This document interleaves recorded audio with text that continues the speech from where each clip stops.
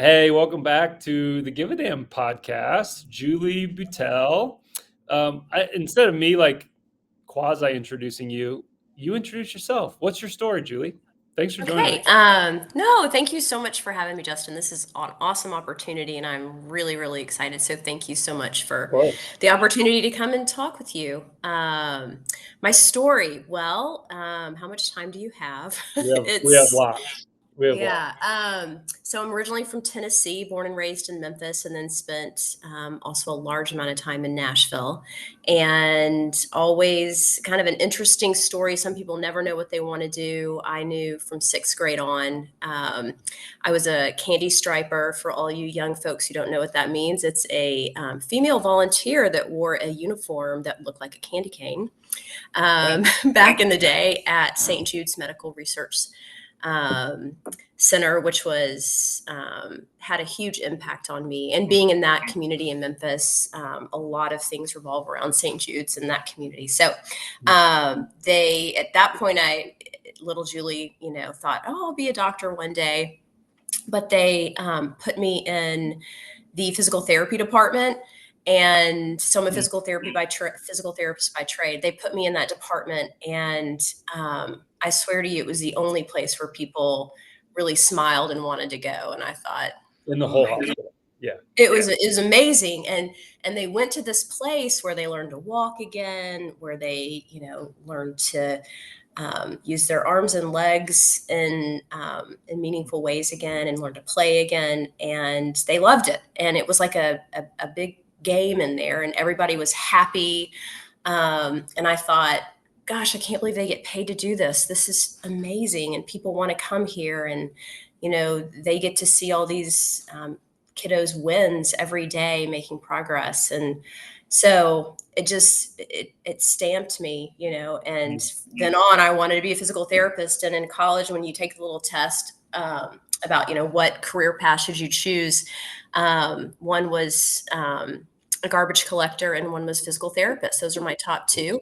So I went with No way. PT. That's true. And Like garbage yeah, collector, physical therapy. Amazing. yeah, went with PT, and came to Kansas City for undergrad and grad school, and then actually traveled around the country nerding out, doing some residencies and kind of hiring my education within the field with different specialties. And then, like a lot of healthcare practitioners who get into their field for the right reasons, and that's to help people, I realized, oh my gosh, like 99% of this stuff is preventable. What are we doing? I'm rehabilitating things that could have been prevented. And so, about, I don't know, 10 years ago, I started working with some physicians who do research on longevity medicine and physical vitality, realizing from a deep physiological level, we can prevent so many things that are huge causes of death and mortality. And the interesting thing is, so many of those things then connect back to our physical well-being and physical activity. So I've been in that area of research and promotion for about 10 years now, and had the opportunity to write and lecture and meet a lot of amazing people who are all moving towards some form of preventative medicine. It's difficult, right? Because drug companies, insurance companies, hospitals don't get rich off of people being well. Um, but I feel, just as so many things in life, education is really important. And there's a huge lack of education and knowledge. Um, and I am all in trying to change that. In my last few years as a PT, that's my goal. So I love it. It's such great context, and thank you for setting the scene. I'm getting a little bit of feedback here. Are you hearing feedback on your end? I am not. Weird. Hang on. Um, Super weird. Okay. It's like barking back at me for some reason. Hang on. Huh. Yours sounded awesome, but for whatever reason. Okay. I'm going to re-jump into this. Aisha.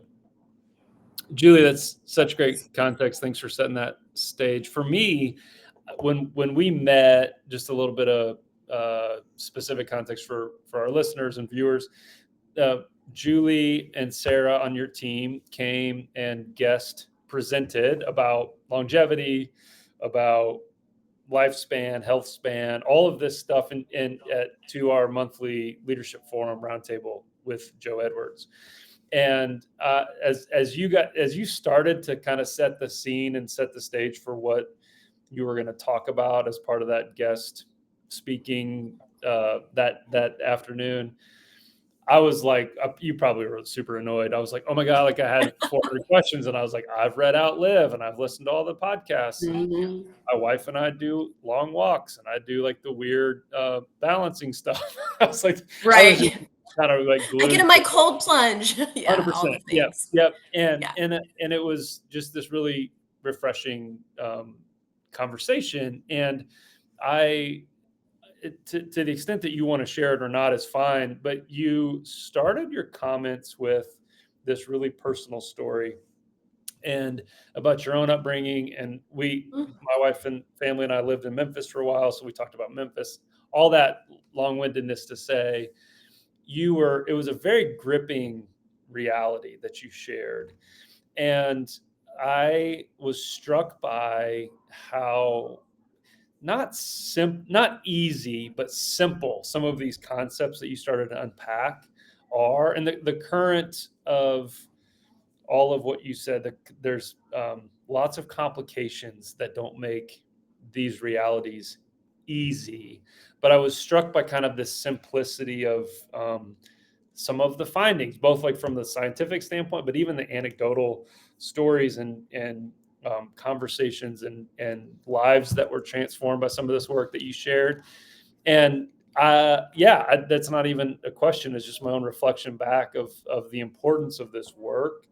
And as we think about the people who engage with this little piece of the internet we call the Give a Damn podcast, it's typically entrepreneurs, leaders, builders of some sort who are really trying to figure out how to live a meaningful life and have purpose and have impact and obviously make a living.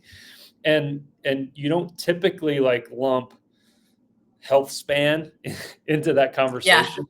But as you started sharing, I was like, holy shit, this is actually critically important to this segment of our audience, and of course broader than that too. But anyhow, all that to say, commend you for the work, and I'd love for you to start to unpack what some of these would have maybe become buzzwords, but longevity, health span, what is it, and where do you even begin to start making sense of how to embrace a topic as broad but as meaningful as this?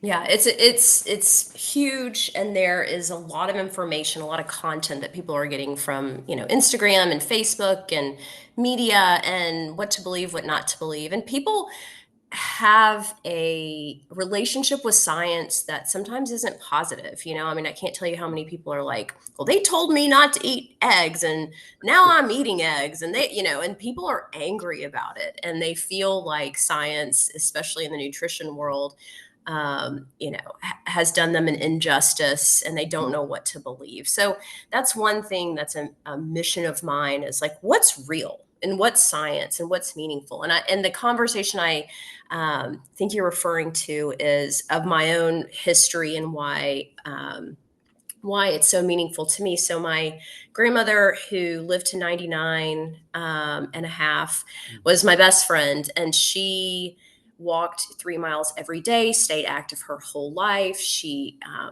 had a garden, cooked, healthily, and, she was happy. She had a happy relationship. I mean, so there were so many things. She had a good community. There were so many things kind of inherent to her life that I think led to her longevity. Whereas my mother smoked, 2 or 3 packs of cigarettes a day. She is morbidly obese, has every failure there is: heart failure, diabetes, kidney failure, etc. And, just seeing those two different lives led, really, it was so dichotomous for me, because you've got one person who now, my mom can't travel. She has to sleep in a recliner. She has to take, medicine, lots of medicine daily, just to stay alive. And she's sad and it's miserable. And she says, if I could go back and do things differently, I would, Mm. but I can't, because, we all know that these little decisions that we make every day are meaningful to the rest of our lives, but it's hard in the moment to make those decisions. And a lot of it is who we surround ourselves with, right? Like, you're the average of the 5 people you surround yourself with. So if all your friends in college smoke, you're probably going to smoke. If all your friends are eating fast food, you're probably going to do that. If you don't have anybody that's ever shown you how to use equipment in the gym or to run, you're also probably not going to do that. So community is a huge deal with health and wellness. But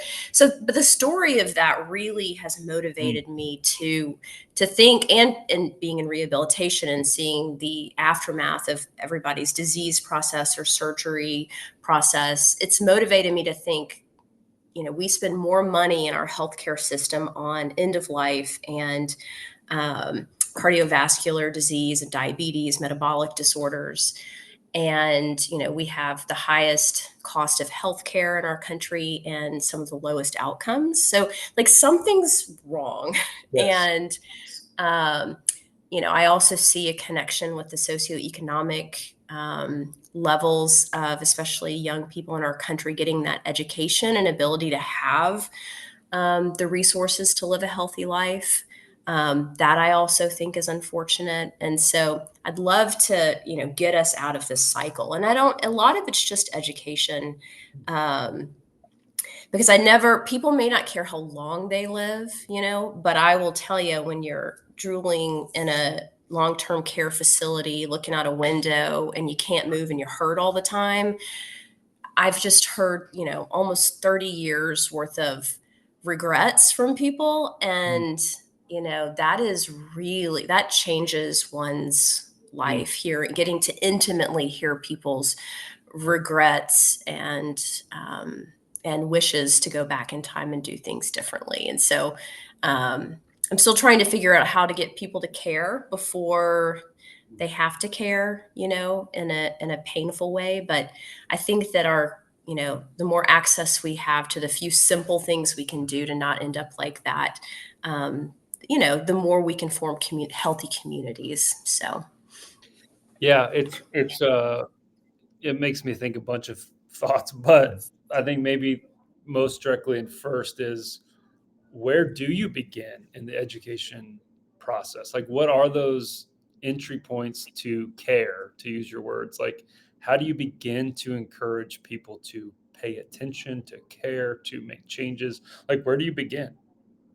I think so. I did another podcast with a child psychologist, and I think you begin at the beginning of life. I mean, that sounds strange, but, you know, children, are they're our next generation. And, this is the first, my children, I've got a 19-year-old and a 17-year-old. They're the first generation that are not going to live as well or as long as their parents do. That's really scary, especially with all the technology and innovation we have in medicine. And so, my give a damn is like, I do give a damn about my children and grandchildren's life and their wellness. And so we have to, children, youth, they learn through mirroring. We know that, right? And so there's so many things, I think a huge thing is, if you have kids, then you need to give a damn, right? We do all these things to protect and assist them through life, and living a well life is really important it's not just physical health, it's mental health, it's depression, anxiety. All of those things are wrapped into physical health and well-being. And so I think it starts at our youth. I mean, we take kids who, have lots of energy, we pathologize that, we give them diagnoses and we give them medicine, and we tell them, we punish them by making sure they don't go out and play for recess. um, and they sit in a chair all day, and then we wonder why they're, misbehaving and climbing the walls and can't concentrate. And so, I think, and this sounds terrible, but I look at, grade school gym teachers, and a lot of them don't look like they've ever worked out, right? I mean, so and we're learning the rules of soccer. It's like, well, who gives a shit about the rules of soccer? How about the rules of life? Like, you know, we need to be teaching these kids, how to move in a way that they like. Not everybody wants to play soccer. Some people want to play tennis, and some people just want to walk around the park. But we have to allow these kids to move, to know why they need to move. It will help them with all these kiddos have anxiety and depression now, and it will help immensely with that. We need to provide good nutrition in our school lunches. Um, and it starts in the youth, really. Yeah.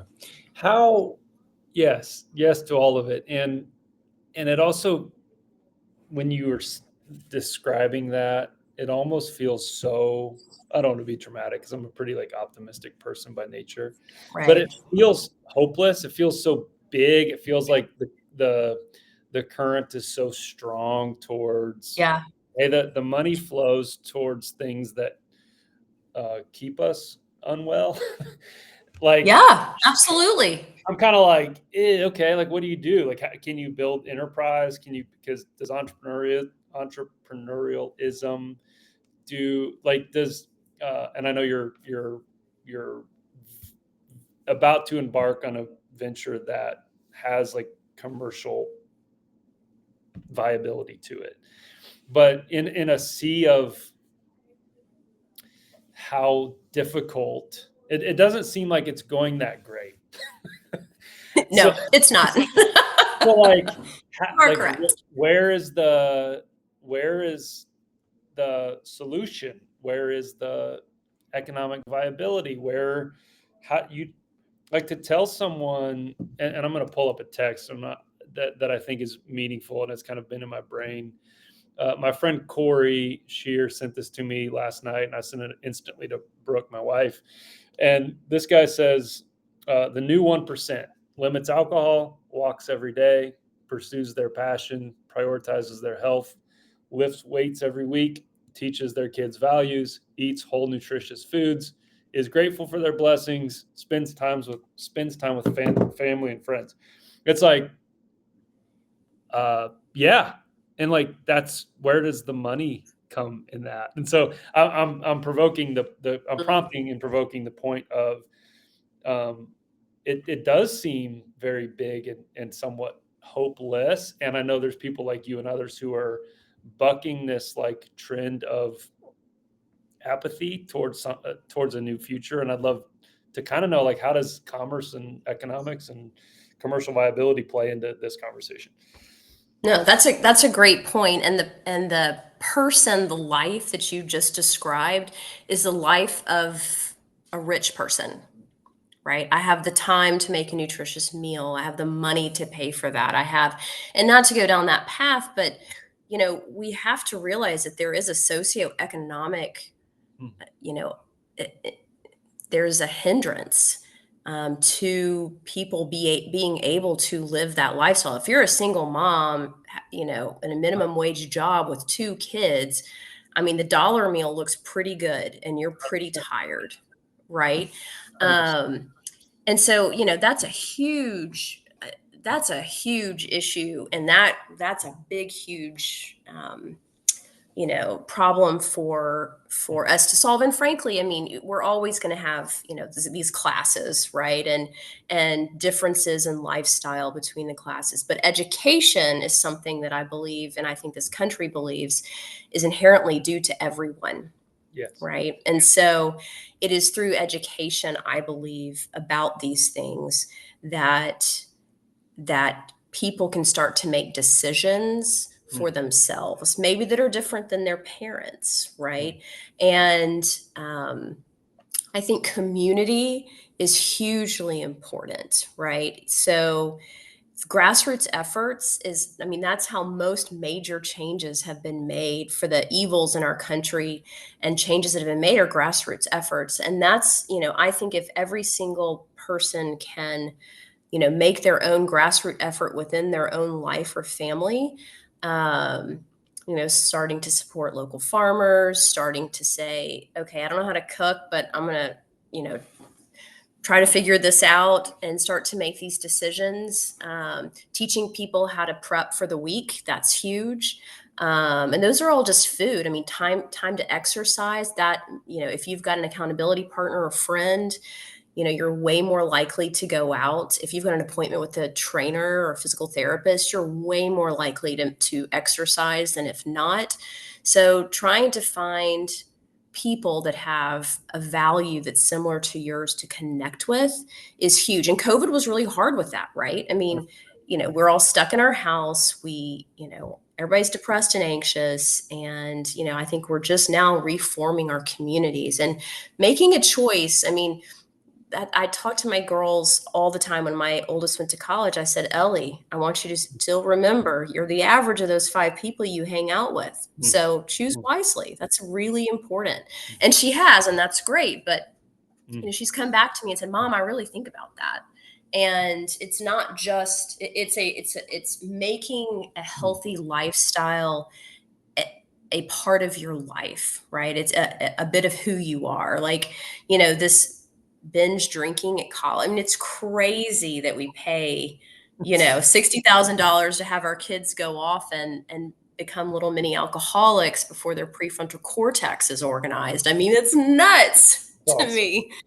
And so it just has to be a family value. And I think it has, because education is something we're all granted in this country. I think it has to start. It has to start there. Yeah.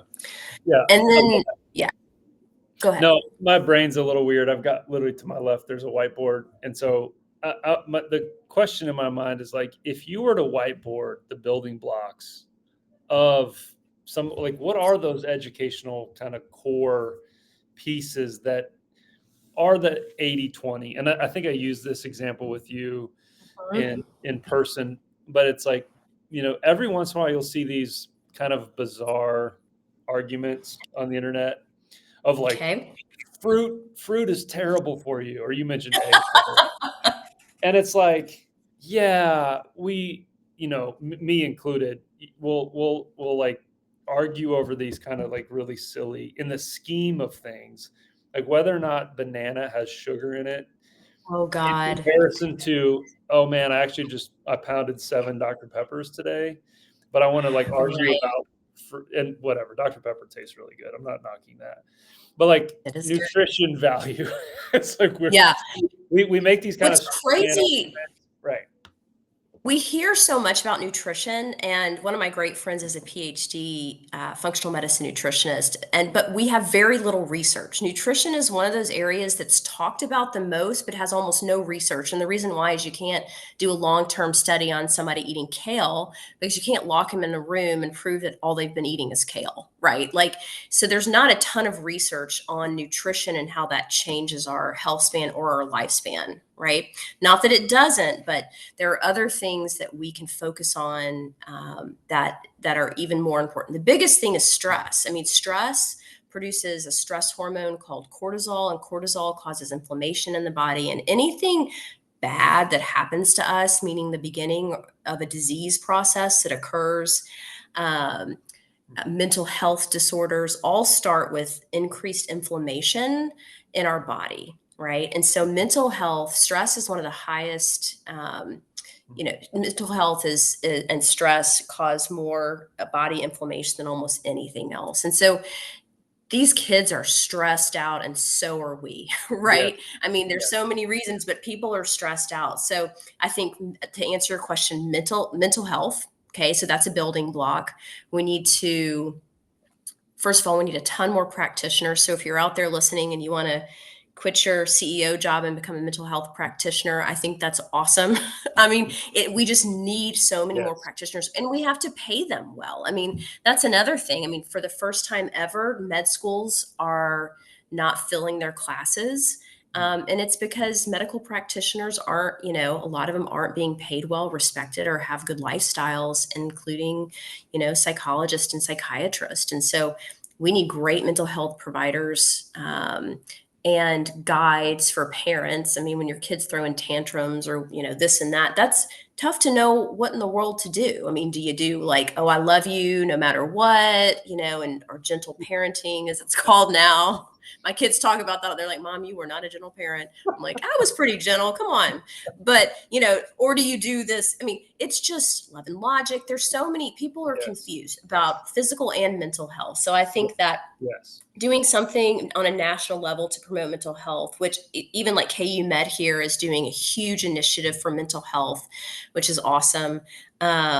So I think that comes first, right? And then physical health comes second. Um, you know, People don't, even now, people come to me and they don't know what to do or why to do it. And we're all, what you need to do, Justin, is different than what I need to do, because I'm a, almost 50-year-old female who's perimenopausal, and that looks very different than who you are, right? And so people walk into a gym and they like get on an elliptical machine and they're doing the best they can, but there's no rhyme or reason, right? Right. And so setting goals for yourself from a mental health point of view, like, how do I want to feel? How do I feel? Even thinking about, like, do I feel anxious about this? And asking yourself, well, why? I wonder why that is. Or why does this person make me feel this way? Or why do I feel this way when I'm around this person? Just looking into being a little more introspective is really, really important, both about your mental and your physical health, and finding an expert to help you with that if you have the means. And then the last one's lifestyle. So what you do with your mental and your physical health, you create a certain lifestyle. And so I think those are the building blocks of how we live a better life. That's so good. Um, what like basic, and I know it's context dependent, but if you were just to generally start to say a prescriptive path for mental health, physical health, again, 80/20 general guidelines, are there Yeah. practices or modalities or ways or ratios or like to begin to make some sense of the complicated, where do you begin with folks? Yeah, I think so. We'll start with mental health. I'm a huge believer in mentorship. We have a great mentorship program in my business, and I've had fantastic mentors. And I think especially men need more people in their lives to be really great mentors, right? And kids need good dads to be good mentors to them as well. So I think that mentorship is huge. Now, what that looks like in your life, it could be a priest, it could be a pastor, it could be your dad, it could be a psychologist, but someone that you look at them and you think to yourself, man, they're a good human being, and I really respect them. Someone that you truly deeply respect, and trying to form a friendship or a bond or become a client of them is a great idea. It doesn't have to cost you money, right? But Perfect. find Yes. someone out there that and not just like someone that you watch on TV, but someone in your community that you can go and have coffee with and talk to, because that is going to help you in creating a better life for yourself. So that's number one. And I think even kiddos should do that, whether it's an aunt or a cousin, someone in their life, mine was my grandmother, but someone that you really respect, that you can mirror what they're doing in their lifestyle. So I think that's number one. It doesn't necessarily have to have Cool. money, even like boys and girls clubs for people that don't quite have that in their community, but that is really important. Mm. Um, as far as your physical health, unfortunately, these kiddos get like their little like, oh, you're gonna play soccer, let's like do your little physical and charge you the $50, and that does nothing. So what I would like is for kiddos, for someone, probably a physical therapist, because they have the skill to do that, to assess a kid's physical health and abilities, because everyone, if you don't have a positive relationship to movement by the age of 7, then your likelihood of becoming obese and getting metabolic disease is like 75%, which is Jeez. huge. It's crazy. So we need to be doing something, and probably from a pediatrician point of view, then referring to a physical therapist for some sort of or it could be in the school system. But we need to do something where we're looking at these kids' physical abilities, because I've never met anyone that wouldn't be good at Mm, something. I think I told you a story when I was speaking to your leadership group about a physician that I treated, and he was going through some, he was in his mid 40s and going through some stuff. And he was like, Julie, I was always that awkward kid in school that never got chosen. And I mm, don't even want to go into the gym and do anything with you. I'm just like really embarrassed. And I said, did you ever do martial arts? And he was like, no, I never did anything that I didn't fail at. And I was like, you actually have the body type and the movement style that you mm, would be really good at that. mm, And so I made a little bet with him, and I'm like, okay, we're gonna a little, so he went out, and he ended up becoming a black belt, and he got no his way. kids involved, and he came back with like this tearful letter about how I, changed his life and his confidence. And Mm, I really didn't do anything but look at this guy and say, like, wow, you could do that, would be cool. So there's no one out there that would be bad at everything, right? mm, So we have to help these kids mm, find something physically. It could be jumping on a trampoline. I don't really care what it is, but something that they enjoy doing, that they move their body, mm, right? So we've got to do that. And then for adults, we have to see the process of aging that we're in, because physical, there are these whole groups of diseases called diseases of physical inactivity. And it's, diabetes and metabolic disease, cancer, um, osteoporosis, mm, et cetera, cardiovascular disease. And the prevention is huge with physical activity. And then just knowing your age group and what you should be doing. So, like, a lot of people will go, let's say, to a gym and work out with a trainer or work out by themselves, but they have no goals and they don't know what their goals should be or what they should be doing. And mm, so those things are actually super simple, from, listening to like an Andy Galpin mm, on a podcast, to finding a physical therapist who specializes in longevity and health span. mm. Um, but if I could put it in a everyone should be doing these things, it would be lifting heavy weight. So everybody, including little old ladies, really important. Muscle mass is probably the most important aspect of physical health, next to your VO2 max, which is basically how in shape you are. It's how your body utilizes and maintains oxygen when it's under duress. So, like when you're walking fast or running or doing a physical activity where you get out of breath and get your heart rate up, does Mm. your body's ability to keep oxygenating its blood. And those things are formed in a foundation. So it's not and that's what people unfortunately don't understand, is like, these are foundational things. So if you're younger and you lift weights, you've got a better ability when you're older to maintain muscle mass. And Mm. if you do a certain amount of aerobic activity throughout your life, then you have an ability to maintain that cardiovascular health throughout your lifetime. It's cumulative. Um, and that kind of stinks. So, when you Yes. find out later in your life, like, okay. Damn it. Yeah, but I mean, there are some major exercise science prescriptives, which we could get into or not. But basically, you need to be lifting heavy weight and you need to know how to do that, right? And that's most people don't.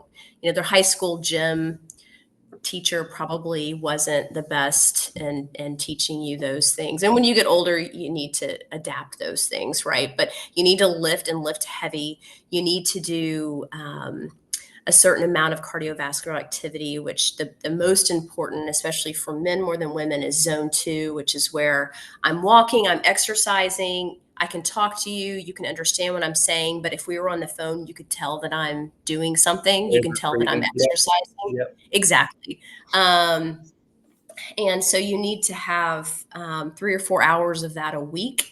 at that level. Most people exercise too hard, especially women. They're anxious and they go and they do their aerobics and they're jumping all over the place and their heart rate is really, really high. The higher our heart rate is, the more damage we actually have to the inside of our arteries, which can cause more plaque buildup. People don't understand that, and exercise way too hard. And then jump training and power training. As we get older, we get slower. So you need to do things where you move quickly and you move a certain amount of weight or mass through time quickly.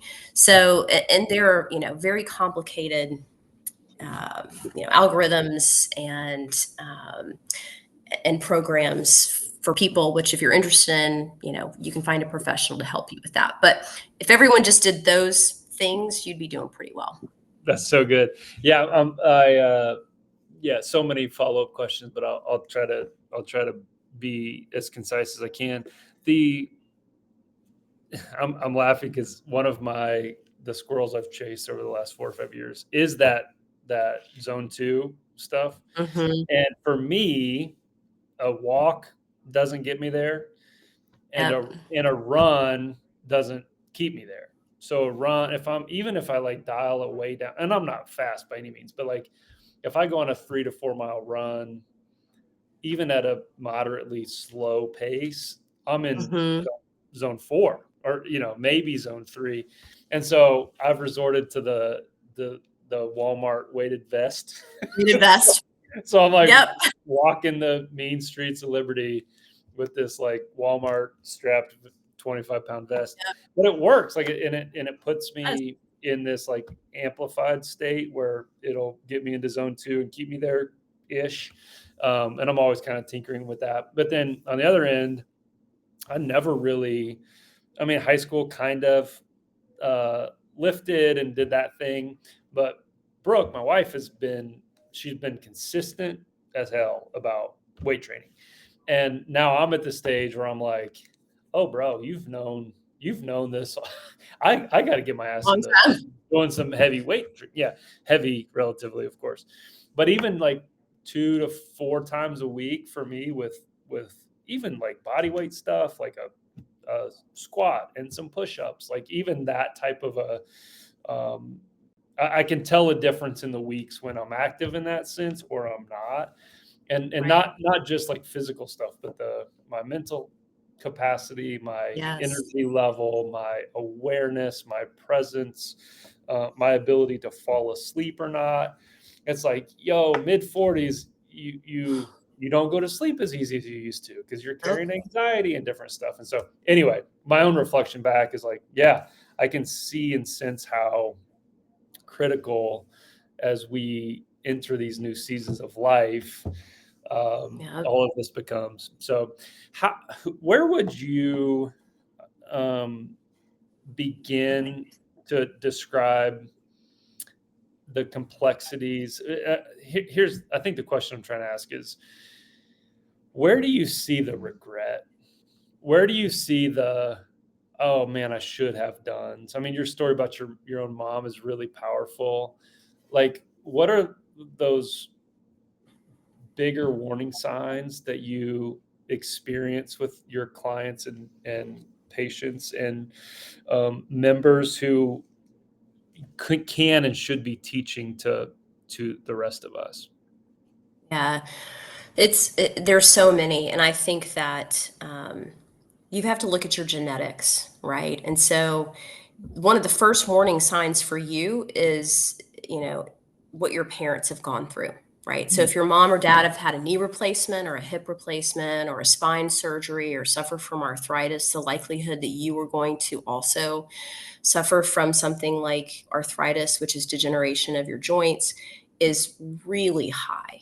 Okay. If your family members had a heart attack or a stroke, the likelihood that you've got a genetic predisposition to high cholesterol, et cetera, cardiovascular disease is pretty high. So for those of us that can have access to our family history, which is a gift, not everyone does, it's really important to take a look at that, which is why when you go to the doctor, they always ask you about that, right? Cancer as well, certain types of cancers. So That's where I think we begin with, okay, what's life going to be like for me?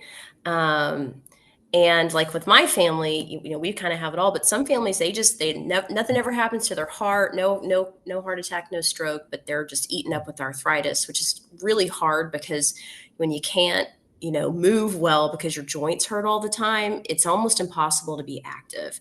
So Yes. for someone, and we can detect, as a physical therapist, we can detect early arthritis before you would even know you had it based on how your Mm. joints move.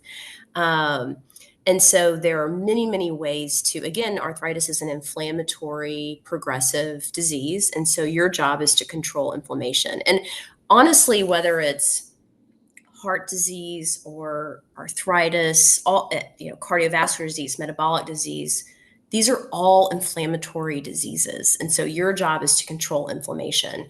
And so, I would say, for me, prevention is key. There are a few really, really, really inexpensive blood tests and diagnostic imaging screens that will give you the information that you need. The ones that I really recommend are a CT scan to look at the calcium in your heart. Very accurate. Now you can walk into any hospital, and for I think $30 to $50, you can find out how much blockage or calcium you have in your heart. It's worth it. Go do it. Yep. Yep. Because there are people walking around with a lot of blockage that have normal cholesterol and normal blood pressure. They just have a genetic predisposition for those things to get sticky, and you're going to want to know about, because there's a lot we can actually do about it, preventatively and after you have it. So I recommend that. I recommend a DEXA scan, not when you're 65, everyone, but a DEXA Mm. scan will tell you your percentage of muscle, fat, and bone in Mm. your body. And so if you're working out and you have goals, your main goal is to decrease fat, increase muscle mass, and increase bone density. That's how we, that's, that is probably our number one way to save our own lives, period. Mm. Um, you've got a farmer that eats bacon every day and 15 eggs a day and lives to 105. And the reason why is he got out in the field and he worked. Yes. So, physical activity is the number one. And so we have to know what we're doing with our, you can be doing, first of Mm. all, I don't want to waste my time personally. So if I have a goal for a year and I've gained more fat and I'm like, well, I didn't meet my goal. Right. Yeah. But if I'm slowly, right. Because everyone's Yep. just, especially women, it's 100%. weight. And I'm like, oh my God, I want you gaining weight half the time, but I want it to be muscle mass, right? Yeah. Muscle is heavy. And so I think that instead of looking at the scale, a lot of times we need to look at our DEXA scan and see what our Mm. bone density and muscle mass is year to year compared with our fat. Um, that will really motivate you, I promise, Mm. Mm. having these objective measures. So That's I think good. that one's super important. And then a couple of blood tests that are really important for familial cholesterol. One is the LP little a, which is a genetic form of cholesterol that 1 in 5 people have. And no matter what you do, if you have this, you are going to form plaque and blockages in your arteries. And they have this thing called apheresis, which cleans the blood. And there's some other medications that you can take that will help this. Again, 1 in 5 people, if you're in a party with 25 people and you're one of those people, you're going to want to know Mm. about that. Mm. And these are all really cheap, blood tests and things to do. So find out and then for me, a Grail test, which is 99.9% specific, meaning there's almost no false positives of your risk of the most prevalent types of cancer. Mm. So I think everyone should get that testing done. It'll cost you less than $1,000 and it'll tell you a lot about your health. The hard thing is that it's once you get that information, knowing what to do with it sometimes can be Yeah. frustrating and difficult. And that's why a group of healthcare innovators and I are starting a longevity center to try to actually have that patient navigation for finding out this information. Because now a lot of people find out this information, they just don't know what to do with it Yes. or have a place to go. Yes. So Which Tell us. I know I've overextended my Oh, timeline here, but tell us, what are you guys up to? What is this clinic and facility and center that you're embarking on to start to tie some of these threads together? yeah, it's really exciting. I have both from a physician standpoint, some national, international, and local physicians that are all working on prevention and health span. And trying to go away from just complete reactive healthcare into some access to some preventative measures that are evidence based in science. Um, have come together to try to build, and Kansas City is going to be our first place, but try to build centers of longevity and health span so that you can get the diagnostics that you need and the interventions that you might need under one roof. Also, it will be a place that will build community that you'd hopefully just want to go on a daily basis, whether it's going to the gym or recovery center or learning how to get a good meal or prep a good meal. But it's all going to be ivory tower to doorstep. So that's something that doesn't really exist is real science for Mhm. real people within a community. Community really matters. I mean, healthcare Yes. is local, and there is just it's great if I go away and get all this information at like a Mayo executive, and then I come here and I don't know what to do with that, or the Yes. stress. Again, stress is our highest inflammatory Mm. um, uh, you know Mm. and we don't know how to Mm.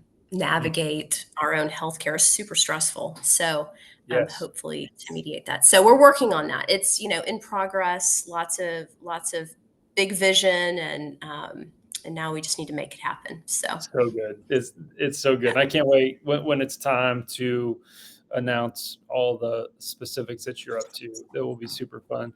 And yeah, I've been on my own journey with this work.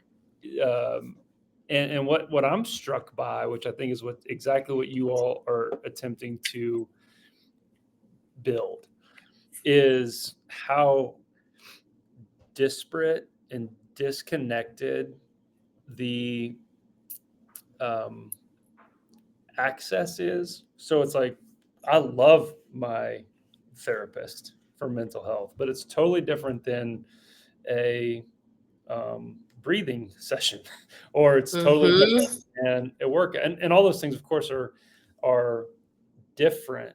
But what we've experienced in our family is how a holistic and connected and integrated approach that does involve work. It does involve personal. It does involve spiritual. It does involve emotional. Like we are such complicated, holistic creatures that there isn't Hmm. like, oh, just do this one thing.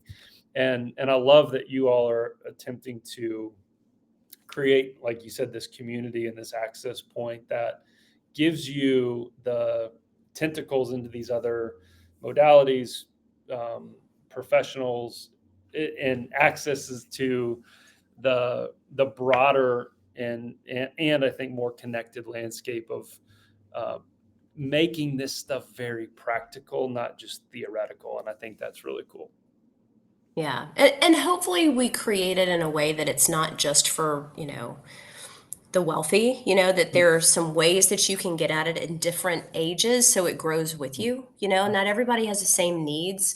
I think I think the biggest thing is to be a part of the community. You'll have to have some baseline workup. Some of these things, again, under $1,000, you can get all these things, but some baseline things so that you know about yourself and that you're not just coming to a place with absolutely no knowledge or education. So educating you about you.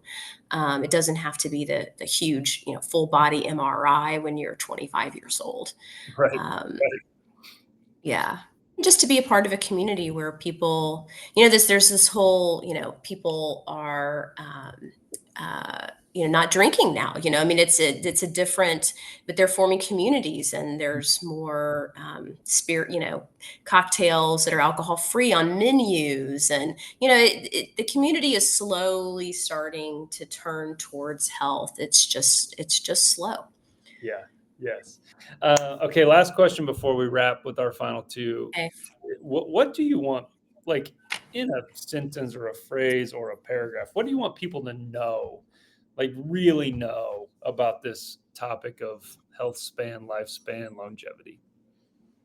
I think I really want people to know that no matter where you are, no matter what age you are, or, how in or out of shape you are, um, that there are answers and there are things you can do that are very simple, that can make huge, meaningful changes in your health and longevity, and mainly your health span, maybe mainly how well you live while you live. And again, seeing the regrets from people in that area, it's devastating. And some people kind of don't want to know because they're scared to know. The things that you can do to help yourself are, I promise, not that painful. Mm, And you can live an 80-20 life, have fun, go to Europe, eat the mm, pizza, drink the wine. But there are other things that you can do that aren't so painful, that will make a huge difference for you and your children. And also be an example. If you've got kids, be an example. Life's hard, and there's a lot of pressure on parents too. But, um, you know, be that example to your friends, to your family. Hold yourself to a higher level because you're worth it and so are they. I love that. That's a great answer. All right, let's wrap up. I have a million other questions, but we'll have to table those. That's uh, okay. what does human first mean to you? I think human first is living your own life, putting human beings um, first. So um, when I make a decision about myself or my family or my business, it's for the good of the community, right? Humans are a group of people in a community, and um, I do believe every decision you make will have a ripple effect. And For sure. I think be a good human, and everybody makes mistakes, and grace is important, but to really try to Mm, think, how is this going to affect not only me but the people that surround me, in a positive way. so good. I love that answer. All right, last one. You kind of went into it earlier, but what does give a damn mean to you? Oh man, it means everything. I went to a Jesuit school. I'm not super religious, but I do love the social justice aspect of the Jesuits, and they're a huge example of give a damn. Like, make loud noise about what matters to you, and be loud about the injustices that you see in this world. And for me, taking the most vulnerable, which are the sick, and making them more sick, and not giving them the tools that they need in order to profit financially, is wrong and it's evil. And Mm, so I give a damn about people having access and education to being able to lead the best life possible, and for their children. mm. I really give a damn about that. That's so good. How can we support you or these listeners and viewers? As when our longevity center comes to being, I'll reach out again Yeah. and give you more information on that. I have a physical therapy clinic. It's called Empower Physical Therapy and Performance. It's in Meadowbrook Park. If anybody's interested in figuring out their physical vital signs, so how they're doing with their well-being from just a physical standpoint, we offer free 30-minute consultations. It's quick and easy, from grip strength, balance, agility, etc., and compare you to other people your age and gender, and can help you on the road to at least physically leading a more healthy life. So you're always welcome to come by and get that. But other than that, I always like to give references with podcasts, et cetera, because I think it's a good Yes. free way to learn. So Peter Atia, The Drive, Stacy Sims, for any women who are seeking, especially perimenopausal, postmenopausal women that are seeking answers for strength and conditioning, Andrew Huberman, Andy Galpin. Those are all fantastic references. In town, Dr. James O'Keefe is at St. Luke's Midwest Health Institute. He has more peer-reviewed studies on preventative cardiology than I think anyone else in the world, which is huge. He's in our backyard. Crazy. And can help you with your cholesterol. I have no association fiscally to any of these people. They're just great resources. So those are some names and some local people. And anyone's willing to reach out on the show notes to me if they have, a need for a good nutritionist, something that's not physical therapist. I work with the best of the best and can guide you in any way you would need. So I'd be glad to Perfect. do It's so that. good. And because Aisha is so awesome at her job, she will link all of this in the show notes.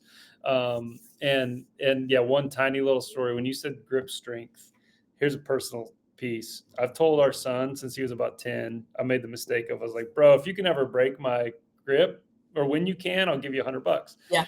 And he's Oh now, God.